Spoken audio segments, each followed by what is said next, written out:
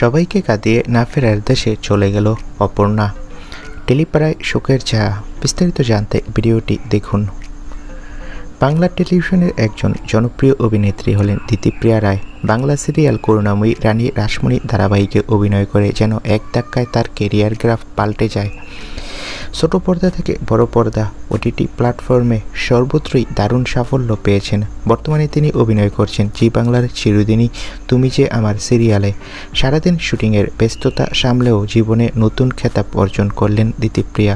Masters degree অর্জন করলেন, জমা দিলেন ডিসার্টেশন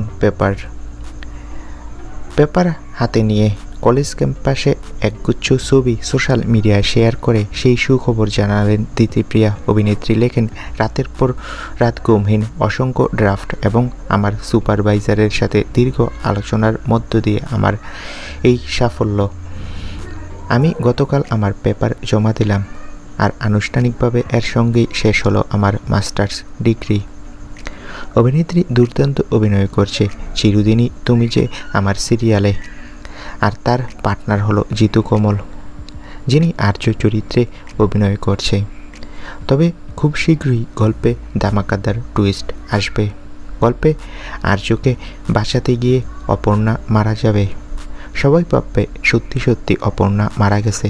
তবে বন্ধুরা, আমরা খোঁজ নিয়ে জানতে পারি যে আবারও নতুন লুকে ফিরবে অপর্ণা। তবে একটা কুচক্রী মহল দাবি করছে যে বাস্তবে নাকি দিতিপ্রিয়া মারা গেছে। বন্ধুরা, দিতিপ্রিয়া রয় বাস্তবে সম্পূর্ণ সুস্থ রয়েছে। সামনে আমরা সিরিয়ালে দেখতে পাবো তার অপর্ণা চরিত্রটি মারা যাবে, মারা গিয়ে আবারও নতুন লোকে ফিরবে। তো বন্ধুরা, তোমরা কে কে এই টুইস্টটি দেখতে চাও কমেন্ট করে জানাও।